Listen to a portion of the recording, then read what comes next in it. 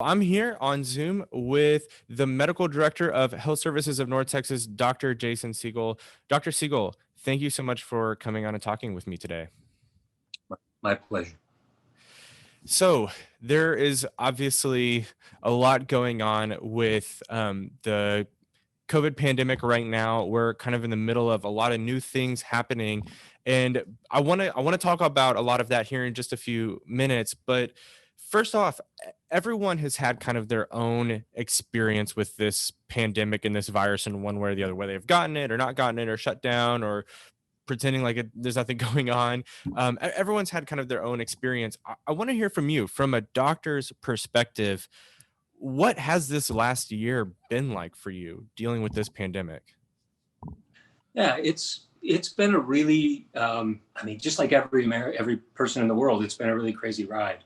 As a physician, it's been a mixture of excitement as well as anguish to see what's happened around us. As physicians, we study and train to try to ease suffering and to give good answers to people about their health and make good recommendations. And the quickness with which this came really has challenged medical professionals to know what to say to our patients. And they have great questions, and they're the same questions that the physicians have. And the information isn't, it's just not readily available. And we found this out in the very beginning of the pandemic when, do we need to worry about this? And for a week, it's like, oh, I don't think it's going to be. And then CDC says, no, I think it's okay. And then a week later, no, it's here. We've got a big problem. It's like, well, should we wear masks? No, I don't know that we need to wear masks. And then masks don't really help. And then, now we know very, very clearly that masks are critical. And so that kind of difficulty in being able to give really poignant information to people has made it a challenge. Treating patients has made it a challenge. But again, I want to say challenge in a good way. It's exciting to be at the forefront of something and to be, keeping up with everything that's happening and trying to find out how you can best apply that to the patients that you see. And so, I keep that sort of in the back of my head because that's what kind of keeps me going through it when it gets really hard. We've seen, we've had so many people that work with us, their families directly affected, death. Almost everybody that I work with has had COVID. We run a COVID clinic, or every day at one of our health centers, and we just see so many families being disrupted by this. The biggest challenge, I think, has been trying to explain to people that it's real and that the recommendations that are being made, where they may be wishy-washy at times, the general theme has not changed. That hand washing and social distancing and face mask wearing makes a big difference. And trying to encourage people and remind people and dissuade a lot of the misinformation that is so sensationalized that people just love to grab a hold of, and trying to bring it back down to what we know as science and medicine. Absolutely. Yeah. And first of all, I mean, you guys, like you said, most of the people that you've worked with have come down with COVID at some point, and you guys are putting yourselves out there on the front lines to treat these people and putting yourself, you're not, in a lot of ways, it's hard to do a lot of those things. And so I just want to first thank you for what you guys have been doing and the way you've been treating people, because I know you're putting yourselves at risk doing that, but you're helping people in the process. And so first of all, before we say anything else, thank you for doing that. It's my pleasure, really. I think one of the most alarming updates that I know of right now is that we're finding out about all these new strains. The first one happened in the UK, and then last I heard, this strain has been found here in Denton County. And so, I don't know, I don't even really know how much we know and we don't know about it. Tell us about this new strain. What do we know? What don't we know? And how should we be responding to this strain of it? So first of all, we're really, the UK strain that is sort of rapidly becoming the most widely spread strain in the United Kingdom is here. But we've also got a Brazilian strain and a South African strain, and those are circulating in over 50 countries. And we have varying degrees of information about those.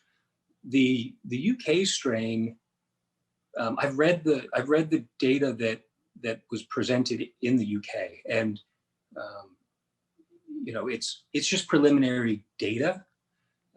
It's very difficult to make large statements, and so the statements that I hear are it's more deadly and it's more contagious, and I think Mm. that when I look at that data directly, um, it looks like it may be. It's kind of like in the early stages of the pandemic, where it's like, well, this may be. We don't have enough data to say that for sure. Um, it may be more contagious. It's a completely reasonable thought that what the data is showing may lead to a more contagious strain. And so that should certainly send off a warning sign to people, right? So we have something that we already know has claimed, 500,000 lives. What does this mean? So I think there's a couple ways to think about that, and without going into Brazil or South Africa's strain, because I really know even less about that.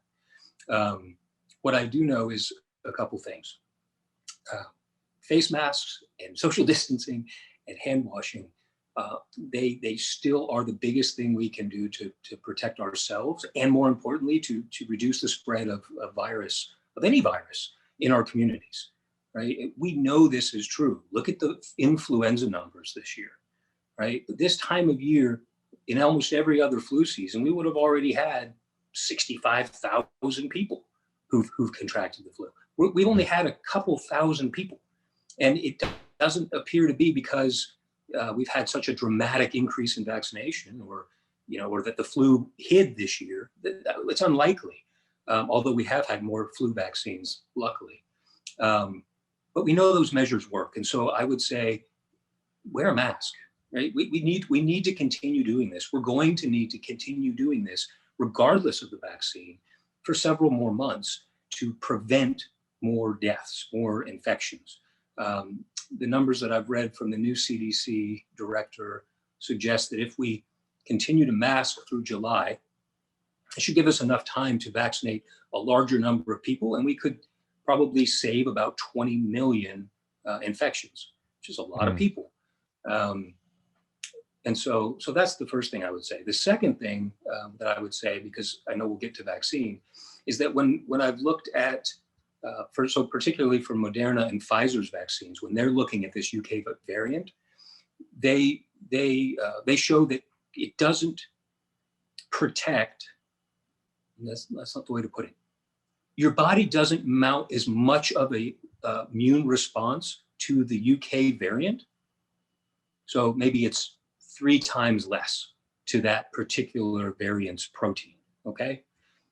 But the thing is, that's still far beyond the minimum needed to protect you from disease, from severe disease. So when you hear in the news that it's less effective, that is true. If you're looking at, here's the full level of protection for the what we call the wild type, or the original circulating virus, and then the variant's only this much. That's true. But if you only need this much to prevent severe disease, then it's not all that big of a deal. I know Moderna's looking at ways to possibly use boosters for some of the other strains, Brazil and South Africa particularly. But it appears that, from what I've looked at, that they're pretty confident that the UK strain will be adequately covered by our current vaccine. That makes sense because, we've already been living with flu vaccines with 60, 70% effective rates. And, these vaccines are at 90, 95%. So if it's less, you're still above that threshold in order to be protected in a reasonable way from these viruses. So that's good to know with the new variants. Yeah, It feels a little, go for it. I think it's important. I think it's important because, what I would hate to see happen is that people feel a sense of frustration, and they decide, well, it's just not worth it, right? We have this new variant, and now it's not effective, and why even get the vaccine? Like, I would hate to think, and I think people's minds can go that direction, and certainly sometimes, it can be led that way depending on what you hear, what you read. So I would use it more of a, we are poised to make a difference, to change the direction of this pandemic, and the things that have gotten us to this point, we need to continue. We're not over yet. And so this new variant, I think of it as if you weren't masking before, mask. If you've had it, if you had it 6 months ago, if you had COVID 6 months ago, you can get it again. And so mask, avoid crowds, all these same things. It's like this mantra that people are tired of hearing because it's unpopular and it's not fun, but it's necessary. Mm. Yeah, it kind of feels like deja vu a little bit of where we don't know as much about these viruses, kind of like we didn't know much about the original virus. But the advantage we have is the hindsight of we know what works and just keep doing the things that work in order to take care of this virus, even though there's unknowns about it. Just keep doing what we've been doing because we know it's effective. Yes. And I want to talk about the vaccines a little bit. At the beginning of this, you mentioned just even some of the misinformation that's around kind of the whole thing, but including the vaccines. Talking to people, the vaccines are starting to roll out. People, I'm sure, are asking you questions about it. What are some of the most common hesitations or questions that you've heard from people about the vaccines? And then how would you respond to some of the things that you've been hearing? Yeah, so my patients ask me all the time, A, if I'm going to get it, and B, all kinds of questions about it. So some of the ones that I've heard that I think they're good questions, but that I enjoy talking about. I've had several people ask me if they should get it because they're worried it'll change their DNA. Hmm. They're worried that they've read that it gets into your cells and changes your DNA, or if you're a woman of childbearing age, it might change your eggs or affect your ability to reproduce normally. And um, and I like talking about that because it allows me to talk about how novel this vaccine is. It's an mRNA vaccine, and so we've never had anything like this before. It's really really cool. So in every cell of your body, you've got the brain of the cell, so to speak, the nucleus, and then outside of it are all the machines that make the cell work, and one of those makes protein, and our body is made of proteins. And so the way that it gets that message of what protein to make comes from something called mRNA. It's an inert thing. And so what we've done is created a way to get an mRNA of the virus into the cell so that we can tell the cell, hey, make this, so that our body knows exactly what it looks like ahead of time. And then pump it out into the body. It's really elegant, and I think it will change the way that we do vaccines. And I actually think we will have treatments, if not cures, for diseases that we've never had before because of this technology. And so it can't affect your DNA because it doesn't go into the part of the cell that has the DNA. So that's the first thing that I like to talk to people about and try to dispel that myth. You cannot get COVID, you cannot get the virus from the vaccine. Same conversation we have with the flu. You can't get the flu from the flu vaccine, but you can certainly get sick or have symptoms of a sickness. And so, like I told you when we started, I received my second dose of the Moderna vaccine on Monday night. And when I got the first vaccine, my arm was kind of sore and I was fine. In the second, I was leveled by about 12 hours after. I had 102 fever, chills, headache, muscle aches. And I was so excited that that was happening because I know that that's my body, the immune system, doing exactly what we know the vaccine can do, which is rev my immune system up and produce exactly what I need to be protected from the virus. Um, Hmm. that's it, that's what I would tell anybody. Don't be don't be afraid of the side effects. The side effects are the vaccine doing what it does. It's not lethal. In all of these studies, there were more side effects after the second dose, but most of them resolved within 48 to 72 hours, and almost none required hospitalization, and very few even required Tylenol or pain medication. So it is still very well worth the risk. I mean, I'm sitting here today talking to you. I'm exhausted. It's my day to recover from this rather than go to work. And so, yeah, it took me out a little bit, but man, unlike COVID, people that get COVID and they're in my office every 2 weeks for respiratory problems that persist for 3 months.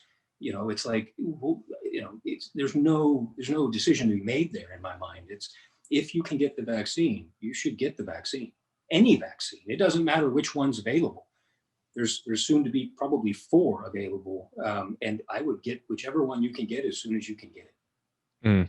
It's, taking that short, get the vaccine, take a day off because you're out, and then get back on rather than risk getting the actual thing that's going to take you out a lot longer. Absolutely. I think in my conversations with people and even things I see on social media, one of the biggest kind of questions that comes up about it is that for some people, I think they think this vaccine feels a bit rushed. A lot of vaccines take a decade or more in order to come to market. This one took a year or less. How would you respond to someone with that question, wondering how do we know it's effective because it happens so fast? Yeah. Well, there's lots of different ways to answer that. How do we know it's effective? We only know it's effective in the studies that were done directly on it. And that's where you get, like you said, 95% effective. Um, mRNA technology is not new. It's not like mRNA. It's not like scientists just thought this year about working with mRNA in terms of therapeutics. This is something that has been studied and pushed. There's some orphan drugs that I think have made use of some aspects of mRNA technology. So it does feel rushed, and thank God it was. I kind of look at it both ways. Mm. Like, if we had to endure what if 500,000 turned into 1 million dead, then I would have wished we had it faster. So I think that rushed. I mean, yeah, sometimes when things get rushed, they're not maybe as high quality as they should be. I don't think that's always the case. I think that the people who are doing this have the good of mankind at heart. I don't think it is a money generating thing. I think we need to respond to this. We know that after the flu pandemic in the early part of the century, if they could have rolled out a flu vaccine rapidly, the flu vaccine we have today, if they could have rolled it out rapidly, millions of people, millions over the world would not have died. Mm. Like you said, the vaccine requires 2 doses. You just got your second one, and I just want to know how long does it take for those vaccines to take an effect and create immunity? I mean, you just got your second one. Are you immune today, or does that take some time to kick in, or how does that work? Yeah, so vaccines invoke a response from your immune system, and your immune system it's kind of like a military operation. So you've got your first line of defense. Your body has an innate immune system, and it's kind of like, you ever watch Game of Thrones? I haven't, but I'm You have. familiar enough Well, with it. Yeah. well, it's kind of like just a mob, right? Like, it's just indiscriminate. Like, anything that's foreign, like, get every gun we have and just start firing. And that's the initial response that you get that gives you these symptoms, these side effects of the vaccine. So that happens rapidly, and your body is built with that, and it's indiscriminate. It doesn't have any knowledge of what exactly it's looking for. It's just out to kill anything foreign to try to keep you safe. So that's a good thing. So that happens quickly, but it takes about 2 weeks for your body to, because while it's killing things, it's sampling them, right? So it's like, it's killing the invaders, but it's also like taking one hostage and taking it back and like studying it and figuring out what exactly it has to make and do to prevent it ever causing any problem again. And that's your antibodies. So your antibody response is delayed. It takes longer. And so um, in the studies, I think it was 2 weeks. At 2 weeks after dose 1 of Moderna, I believe it was 57% effective. And at 2 weeks after the second shot, it was like 95 or 97, depending on which people you include in the mix. And that's because of the time it takes for your body to produce enough of those specific antibodies and have them sort of ready. Your body has memory cells in the immune system that sort of house the whole library of any foreign invader that you've ever seen. And so if it ever sees it again, it can rapidly turn on that production and pump back out the antibodies very, very quickly to make a targeted approach rather than that, all-out firebomb that it does when it first sees it. Mm. So when that happens, I mean, let's say, okay, it's a month from now, 2 weeks from now, you have gotten all the way up to as effective as a vaccine is going to be.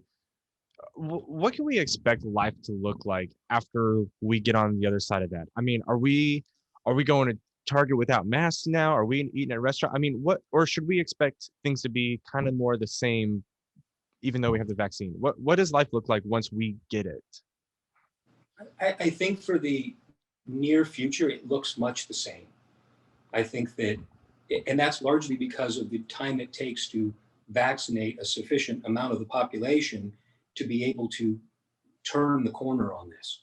So I think as of a week or so ago, about 6% of the population has been vaccinated with at least one dose. So not complete vaccination, so at least one dose, 6%. Um, the flu vaccine numbers every year hover somewhere around 50%, to be able to make those turns. So we need time to vaccinate enough people to where we can start seeing changes that will tell us that we can start lowering our defenses. And so those changes are going to be really two things: hospitalizations and death. And so the really great thing is that in all the studies of all the vaccines, people who received two doses of the vaccines, none of them died from COVID compared to the ones who didn't. Mm, And so, death's the thing most of us are all trying to avoid. Number one, right? Um, obviously, um, right. but from a public health perspective, hospitalizations is just right beneath that, because as you've heard about, and in Denton, it hasn't. We've had a couple peaks where it was really really bad, but you look at places like Los Angeles or New York, their medical system is so overrun with dealing with COVID, whether it's death or just COVID related illness, that it has severely limited the ability to take care of patients. Because keep in mind, it's not like the rest of the illnesses in the world got the memo that COVID was out there and they just laid low for the year so that we could deal with COVID. No, you've still got every broken ankle and heart failure and all these things that need hospital level care. And so our medical system is just strapped, it's pushed to its limit. And so we have to make sure that in the months that are coming, while we're ramping up vaccination of our population, that we are keeping as efficient as we can with our medical system, our hospital system primarily, so that we can try to mitigate as much of an overrun as possible. So that's why I think that mask wearing, and I think I said the CDC reported it, or the CDC director stated that she was expecting probably through July. And I don't know how many they will actually have vaccinated by then, but that seems very reasonable to me. Um, the masking issue, I don't think it's going to go away. I think the data, just the flu data. I mean, think about before COVID, influenza was, everyone's like, oh, I got the flu, but like lots of people died. No, nowhere near the number of people die of COVID. Hmm. But we had lots of deaths from influenza every year, and we're not seeing it. So we have a largely at least half of our population vaccinated against flu, and you're wearing a mask, and we're not seeing cases of flu. I mean, if we didn't have COVID, it would be like victory, right? It would be incredible. And so part of me thinks that we may end up as a society transitioning to more mask wearing, maybe not mandated mask wearing. Maybe everyone will, at some point when this is not so heated or political or poignant, will be able to step back and go, man, common sense. People that were sick, around lots of people wore masks, and we had less people getting ill. Seems like a good idea. There's other countries, Asian countries, that sort of that's how they live, right? If you were coughing in public without a mask, people would look at you like, what is wrong with you? It's a social expectation of concern and well-being for the people around you. And I think that's something that sadly we have missed in a lot of ways. There's been a lot of people focusing on their individual rights to do or not do something, which I think is fine. But it kind of misses the forest with the trees. There's a large, these are our these are our fellow citizens, right? We have some responsibility, I think, um, beyond just to ourselves. It'll be interesting to see how things go when kind of the dust settles around all of this and what society looks like. I hate to have to confess that before COVID, I was not that health conscious of a person, and my wife can tell you that because she is. But that has changed over the past year, and I don't know what life will look like on the other side of it, but I can definitely see myself retaining a lot of that health consciousness Yeah, that I've had to gain over this past year. everyone's got kind of a crash course in public health and infectious disease, and whatever's hot at the time. Everyone circulates it on public social media, and everyone's got an idea and opinion. I think it's great. I think it's the more we all know, the better we can take care of each other and move forward as a society, provided that we are trusting the right information. Absolutely. Well, and that's why I'm glad we're having you on today, because we want to help get that information out there. I just want to wrap up. I think there's two sides of the same coin with this, because there's obviously you who are, the medical workers on the front lines, like we said at the beginning, who are overwhelmed by a lot of this that is going on. And then there's us who need to, be protected from this as well. What is the most helpful thing that we can do for you, the medical workers, the frontline workers, and for ourselves while this vaccine rolls out through the rest of the year? Yeah, I think in terms of healthcare workers, I think the most helpful and respectful thing that the public can do is to wear masks and try to keep themselves, do what's within their power to try to keep themselves healthy. It reduces the burdens on the medical system at large, whether you're a frontline ER doctor or you're in the ICU or you're a dermatologist in your office. It allows the medical system to continue to serve all of the needs rather than having to focus so much resource just on coronavirus. If we could prevent more people getting it just by simply wearing masks and practicing the restrictions or the asks that our states are asking us, I think that it would be incredibly respectful and helpful. There's nothing worse than trying to take care of patients who don't want to take care of themselves. And Mm, so to try to give the best advice that you can and implore people to you know consider what you're saying and see how it fits into your life, and then to see them not follow it, and then when they get COVID, come to you and want help. And of course, we're there, right? It's no different than smoking, right? We tell people they should quit smoking, and still going to take care of them when they get lung cancer. It's not meant to be punitive, but it is. If you're asking, I mean, I think that's what doctors and nurses and all frontline medical staff wish, is that we would all do what we can do, right? The vaccine is coming. There's going to be relief. It would be such a help to our nation if everybody would do that. And then as far absolutely. as what we can do for ourselves, I mean, is that what you asked? Yeah, I think that's probably the same thing. I think it helps us all. I don't. Some people have not been directly touched by COVID in the same way. I think at this point everybody knows somebody who's had it.